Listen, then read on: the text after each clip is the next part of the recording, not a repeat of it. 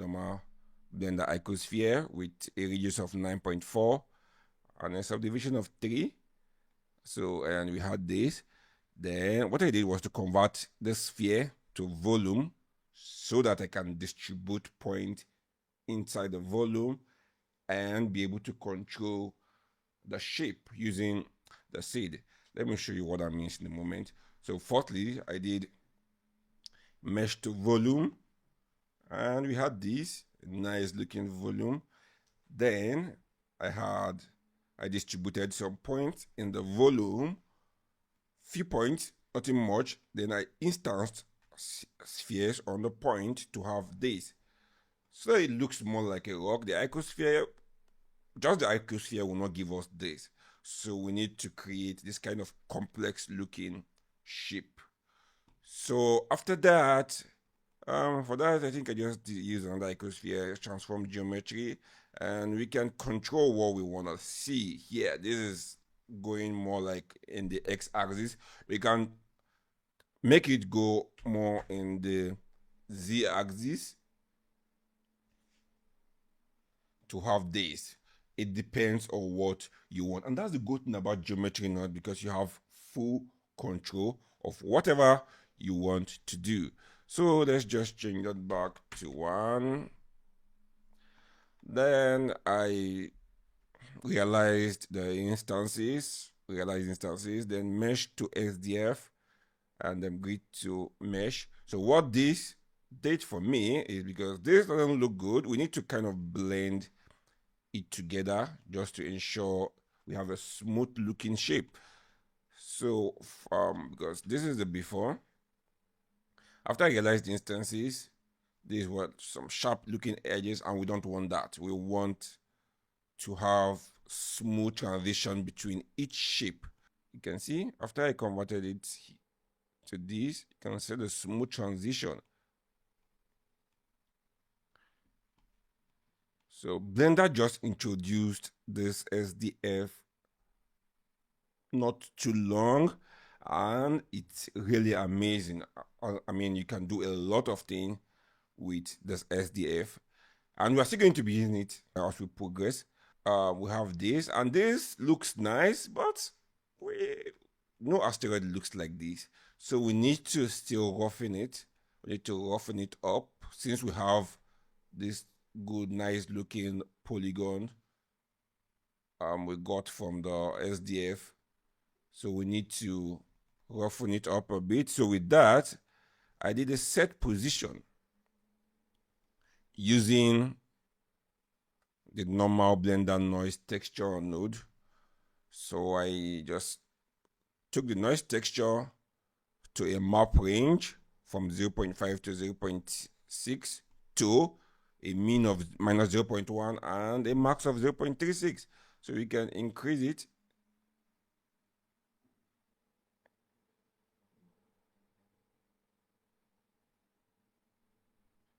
So we can increase it and do whatever we want to do with it. But this was good enough for me. So after this, I smoothened it up. So I added a smooth geometry node. And we have this. This is already looking good. You can use this as your rock, but we're not going for a rock, we're going for an asteroid. So we need to create some spherical holes inside these. And let's just pull up this image of asteroid that I have here. So you can see we need to create something of this nature, those inside holes. So for that, and look at this as well. Yeah, so something like this. So for that, I took this geometry we already have, then I transformed it a little just to increase it a bit, and I distributed some point on the faces. Okay, yeah, so I distributed some points on the faces, not too many points. Then I instanced an icosphere on it, and also gave it a random value in the scale so that we have this nice looking variation. Then with that, this looks little compared to what we want to subtract it from. So I scale the element. So each of the pieces of the instances were scaled up. Then I realized instances just to convert it to mesh. So with that, we can now subtract this from this. I think subtract is not the right word, but you get it. Like just kind of look for the difference. So with that, we have SDF boolean. So I used an SDF grid boolean to kind of take this and remove this from it. So sorry, my system is a little bit slow for reasons best known to it. I don't know what's happening. So now after that, we had this. Yeah. So using this SDF grid boolean set to difference and the threshold and adaptivity, you can trick this just to probably reduce the number of polygon you get. So we had this nice looking, and we can control what we want from here. Probably we can play with the scale, whatever you want to do. That's the good thing about geometry node. So now from there, after that, I think I just added a set material, because from here we're already good.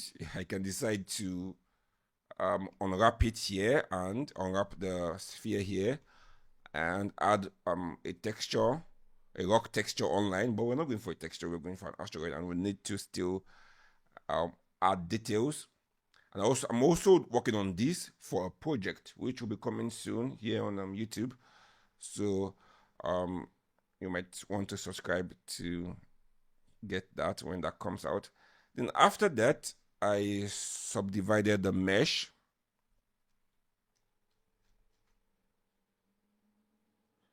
I subdivided the mesh a little. Put 2 levels. As you can see, yeah, 2 levels.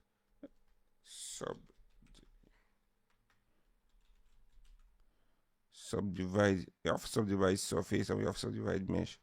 So I use our subdivide. Let me just move this.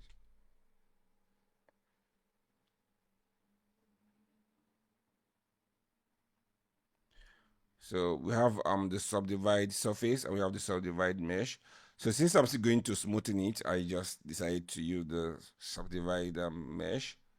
So dissolve.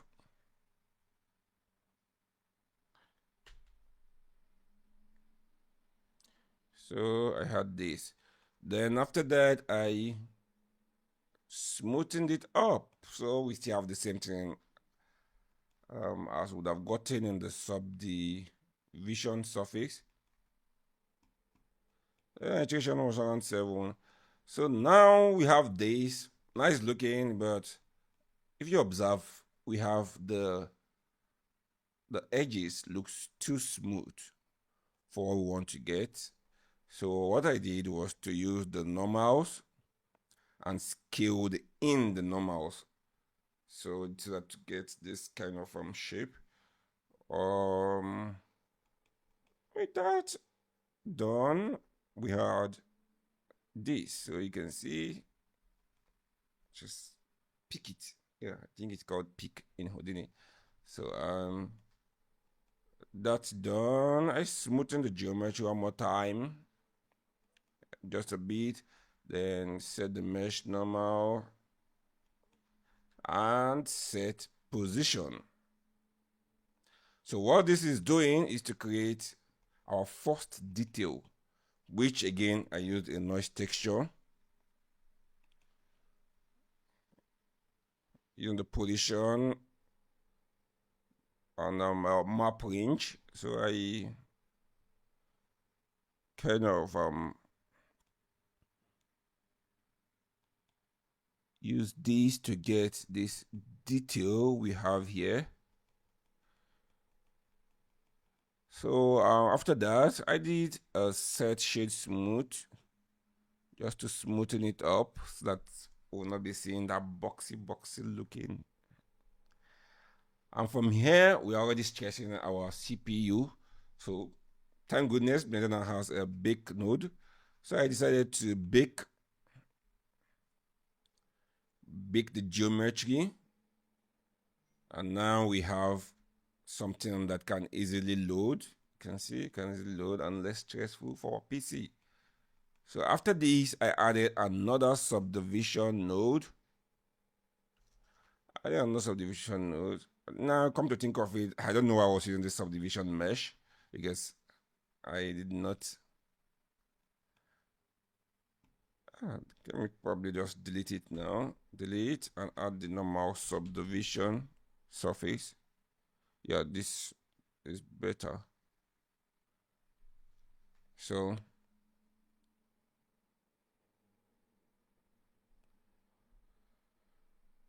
taking the time to cook. Yeah, so we had these looking nice. So you can see it's already looking like all we did at first. So after this, what I did was to set, as you can see, just to add another second detail, just to ensure the quality looks better. And this comes with a cost, which is it's a little bit more heavy on the PC, but again, you can do that. And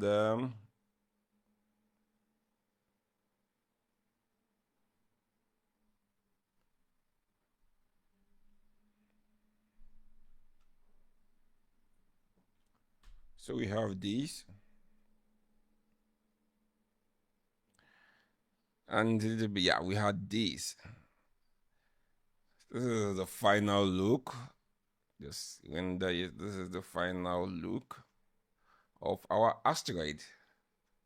So let me know what you think. If you want to animate or do something with this, you will not want to work with this amount of detail, because let's go to our geometry node and see we have around 4.9 million vertices. So that's a lot. So you would not want to actually manipulate these. You might want to probably mesh it and animate, then parent this to that, and you can now probably render this. Let me know if you have any question. I can always come back to explain whatever you don't understand.